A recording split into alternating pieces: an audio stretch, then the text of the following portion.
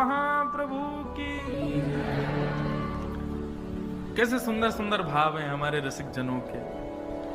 इन भावों की तुलना कभी कोई भजन नहीं कर पाएगा।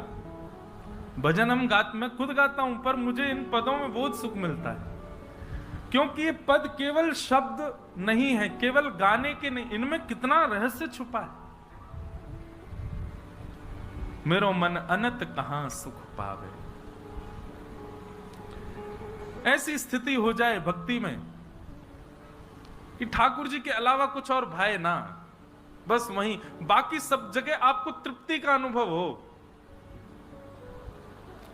बाकी सब स्थानों पर कोई कहे चलो आज ये खाने चल रहे हैं, आपका मन तो मना ही करे, जबरदस्ती व्यवहार निभाने जाना पड़े। आपको कोई कहे वहां घूमने चल रहे हैं तो जबरदस्ती व्यवहार निभाने के लिए घूमने जाओ, मन से नहीं।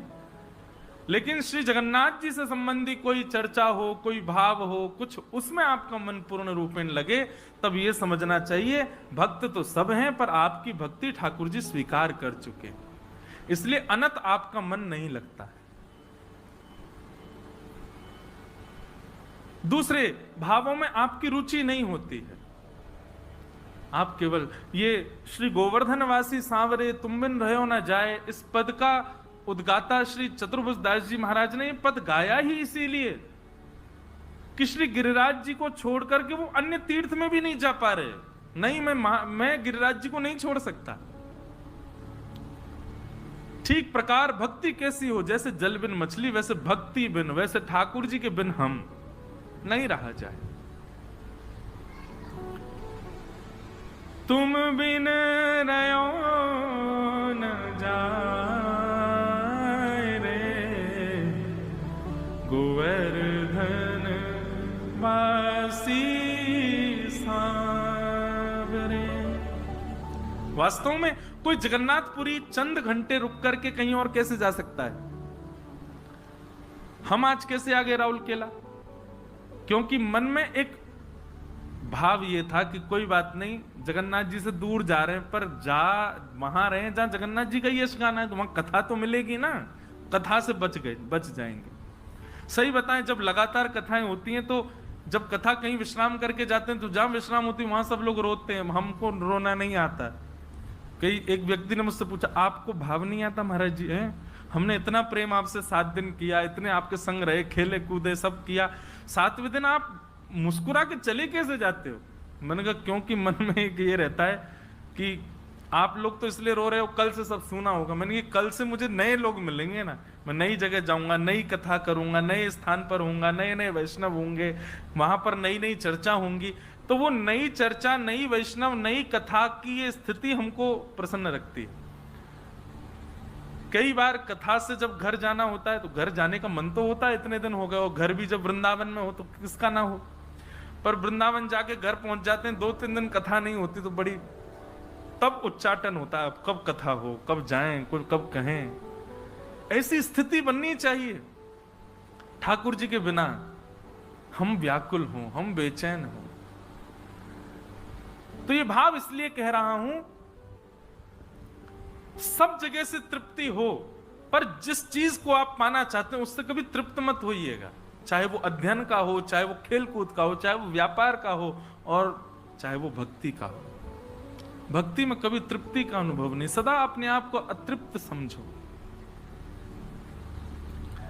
ऐसे सच्चिदानंद रूपाय, 3 प्रकार के जिनके रूप हैं, विश्वोत्पत्त्यादि हेतवे, विश्व की उत्पत्ति पालन संहार जो कर रहे हैं, तापत्रय विनाशाय, 3 प्रकार के तापों का विनाश करने वाले, श्री कृष्णाय वयम नमः। ऐसे श्री कृष्ण जी को हम बारंबार प्रणाम करते हैं, नमन करते हैं। भागवत जी के महात्म्य में प्रथम भाव सुनाया गया। सौनकादि ऋषियों ने सूत जी महाराज से प्रश्न किया है, भगवान इस कलिकाल में भगवत प्राप्ति का साधन क्या है? ठाकुर जी को यदि कोई प्राप्त करना, अच्छा एक बात बताइए, भगवत प्राप्ति, ठाकुर जी को प्राप्त करने का मतलब आप क्या समझते हैं? इसका अर्थ आप क्या लगाते हैं? भगवत प्राप्ति कैसे होती है? भगवत प्राप्ति का मतलब आप कोई ये तो नहीं लगा लेते कि आपके घर में ठाकुर जी घूमे, आपके कमरा में बैठे, आपकी गोदी में बैठे, आपके हाथ से खामे। क्या अब नहीं कर रहे ठाकुर जी ऐसा? आप सब जिन ठाकुर जी की सेवा करते हैं वो आपके घर में ही बैठे हैं, आपके हाथ से ही पाते हैं, आपकी गोद में लेटते हैं। क्या तो फिर और क्या चाह रहे हो आप? और यदि उनके प्रति ऐसा भाव नहीं है कि आप ये बांधे हाथ का खाएं, हमारे संग बैठे हैं आदि आदि, तो वो तो अभी भी कर रहे हैं ठाकुर जी। तो फिर भगवत प्राप्ति आप किसको मानते हो? क्या समझते हो भगवत प्राप्ति भाव में? क्या है भगवत प्राप्ति?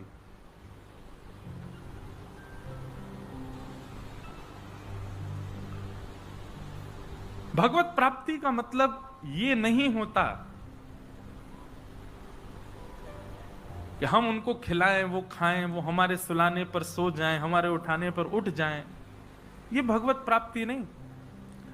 भगवत प्राप्ति का मतलब ठाकुर जी को जो जो प्रिय है और ठाकुर जी को जो प्रिय भाव लगता है वो सब हमको प्राप्त हो, इसको भगवत प्राप्ति कहते हैं। उनको प्रिय लगे वो भाव हमको प्राप्त हो और उनके प्रिय हम बने, ऐसी स्थिति हमारी हो, इसको भगवत प्राप्ति कहते हैं। और सीधी बात, उनकी रजा में राजी रहना, वो जीवन में चाहे जो करें हमारे साथ, हमको सब स्वीकार है, सब मंजूर है, इसको भगवत प्राप्ति कहते हैं। सीधी बात, हम उनसे रीझ जाएं ये नहीं, वो हमसे रीझ जाएं, ये भगवत प्राप्ति है। हमसे प्रसन्न रहें ठाकुर जी। जरूरी नहीं है हर घर में ठाकुर जी बैठे हैं तो हर घर के अपने सेवक से प्रसन्न ही हैं, नहीं। हम उनको प्रसन्न करने के लिए ही सब क्रिया कर रहे हैं। ठाकुर जी की लीलाओं से प्रेम होना भगवत प्राप्ति है।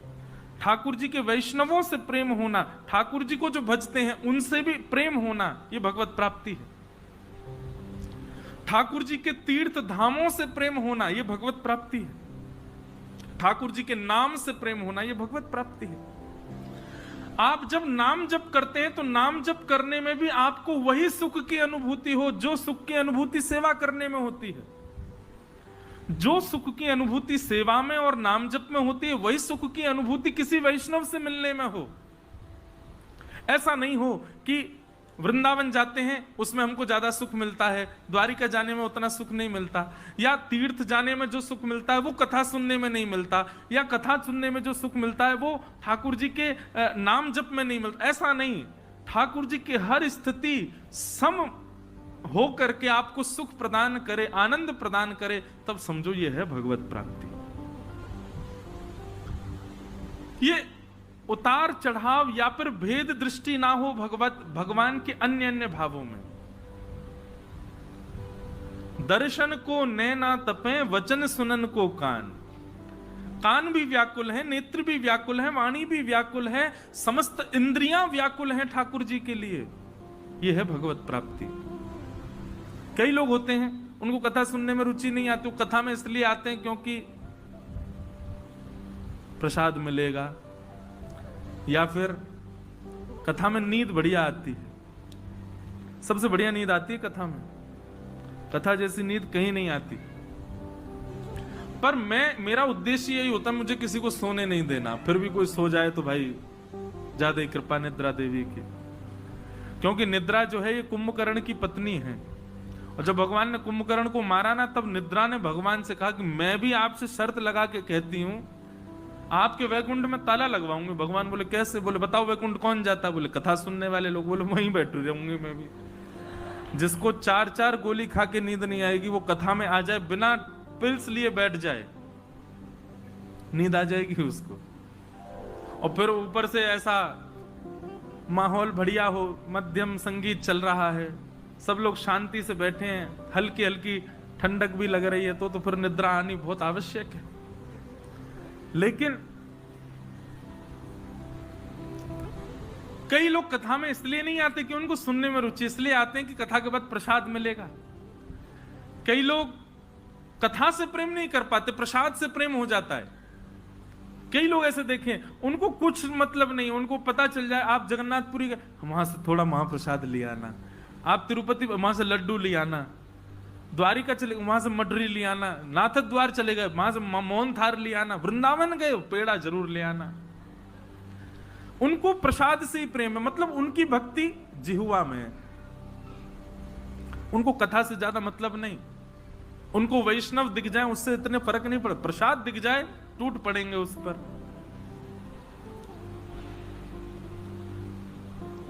कई लोगों का दर्शन में बहुत भाव होता है, मतलब उनको दर्शन में सुख मिलता है, जगन्नाथ जी दिखा दो, द्वारिकाधीश दिखा दो, बद्रीनाथ ले जाओ, पर उनसे कहो कथा सुन लो, कथा नहीं सुन सकते। उनसे कहो महाप्रसाद पाओ, नमक मिर्च कम डालते हैं, थोड़ा मन नहीं करता पाने का। कई लोग ऐसे होते हैं उनको महाप्रसाद नहीं भाता। एक थे सज्जन मेरे साथ में, हमने तो एक नियम रखा, जगन्नाथपुरी में रहो चाहे किसी भी तीर्थ में रहो, एक बात सदैव याद रखो, अगर व्यवस्था है कि वहां की रसोई से प्रसाद मिलता है तो कुछ और पाना ही नहीं है, ठाकुर जी का अधरामृत पाना है। कल भी एक भाव पूज्य श्री राधा कृष्ण जी महाराज थे साथ में, दोनों के साथ में दर्शन हुए, तो महाराज जी से एक भाव साझा कर रहा था कि महाराज जी चाहे एक ही रसोई हो, एक ही सब्जी हो, एक ही मसाले हो, बनाने वाला भी एक ही हो, हर दिन एक ही सब्जी बनाए, एक जैसी नहीं बन सकती। आपको 7 दिन के लिए कहा गया ये रहा घिया, इसमें लिमिटेड इतना नमक डालना है, इतनी मिर्च डालनी है, इतने मसाले, आप 7 दिन तक बनाओ, हर दिन उसके स्वाद में परिवर्तन आ जाएगा। पर आप 10 वर्ष पहले का महाप्रसाद पाए हो चाहे आज पा लो, वही स्वाद है। क्यों? ये एक रास्ता इस बात का प्रमाण है कि ये भोजन का स्वाद नहीं है, ठाकुर जी का अधरामृत है, इसलिए वो सम है। हमारे श्रीनाथ जी की मोहन थार 10 साल पहले पाओ आज पाओ, वही स्वाद रहेगा। श्री राधा रमन जी की कुलिया प्रसादी 20 वर्ष पहले पालो आज पालो, वही स्वाद है, ये इस बात का प्रमाण है। वो ठाकुर जी का अधरामृत है, वो उस वस्तु का स्वाद नहीं है, वो ठाकुर जी के अधरामृत का स्वाद है, वो सम है।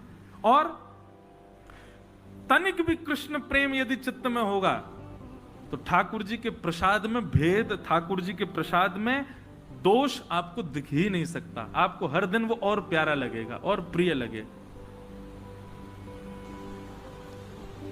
तो किसी को प्रसाद में रुचि होती है पर लीला में रुचि नहीं होती, कथा में रुचि नहीं होती, धाम में रुचि नहीं होती, प्रसाद पर नहीं। भगवत प्राप्ति यदि किसी को हुई होगी तो जितना सुख प्रसाद में उतना ही सुख दर्शन में, जितना सुख दर्शन में उतना ही सुख लीला कथा सुनने में, और जितना सुख प्रसाद लीला और कथा में उतना ही सुख धाम में, और जितना सुख धाम लीला कथा प्रसाद आदि सब में उतना ही सुख किसी अन्य वैष्णव को देखने में। कोई कंठी माला धारण किए, कोई तिलक धारण किए, उर्दपुंड धारण किए सामने आ जाए तो आपको उतनी प्रसन्नता, उतना ही भाव आ गया चित्त में जितना भाव जगन्नाथ जी को देखने में आता है। और एक और बात, ये बात अभी परसों बंबई में कह रहा था मैं, कि वो परिचित व्यक्ति नहीं होना चाहिए। अब हमको देख करके हाथ जोड़ना, प्रणाम करना, ये तो सब कर ही दोगे, सब जानते हो। अपरिचित जो हैं, वो अपरिचित जो वैष्णव भेष में है, उनको देख करके भी उतना ही सुख मिले जितना सुख जगन्नाथ जी को देखने में मिलता है, तब समझो ये है भगवत प्राप्ति। भगवत संबंधी हर स्थिति में आपको सम प्रकार का आनंद प्राप्त हो, सम आनंद मिले। कहीं भी अगर कम ज्यादा है तो अभी भजन आपका कम है और बढ़ाओ।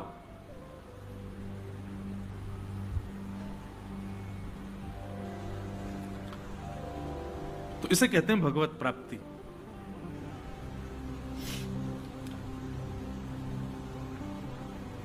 तो सौनकादि ऋषियों ने प्रश्न किया सूत जी महाराज से, भगवान इस कलिकाल में भगवत प्राप्ति का साधन क्या है? तब सूत जी महाराज ने बिना विचार किए सीधे स्पष्ट रूप से एक ही उदाहरण दिया। बोले एक ही उपाय है कलिकाल में भगवत प्राप्ति का। क्या?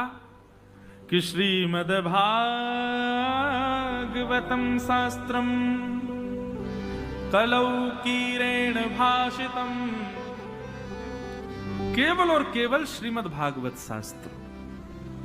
इस भागवत जी की शरणागति ले लो। आप भागवत जी नहीं, आप साक्षात जगन्नाथ जी की शरण में बैठे हो, ये भाव रखो।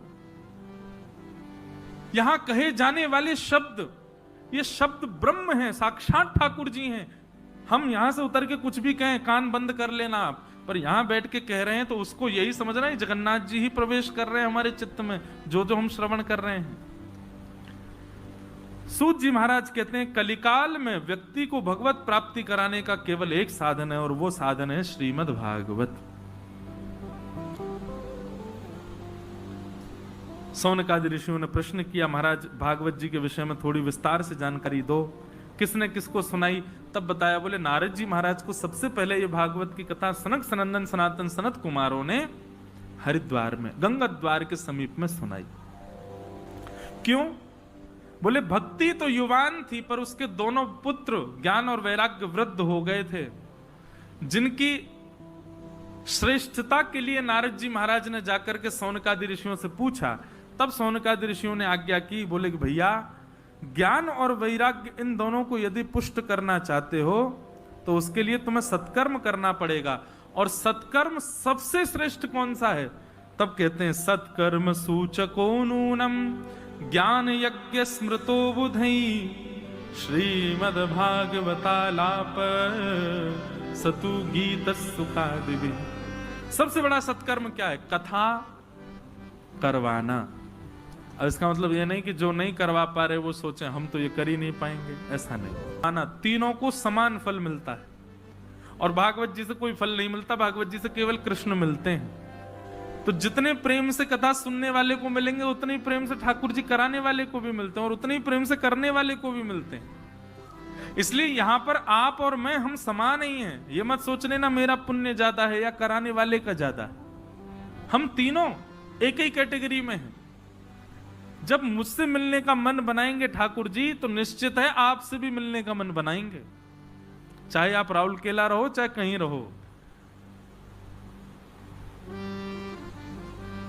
जिस दिन ठाकुर जी दिख जाएं तो यूं समझ जाना कि हमारी श्रोताओं की मंडली में से आज किसी और को भी दिखे होंगे, उसी की कृपा से मुझे भी दिख रहे हैं, और इस समय व्यास जी को भी दिख रहे होंगे।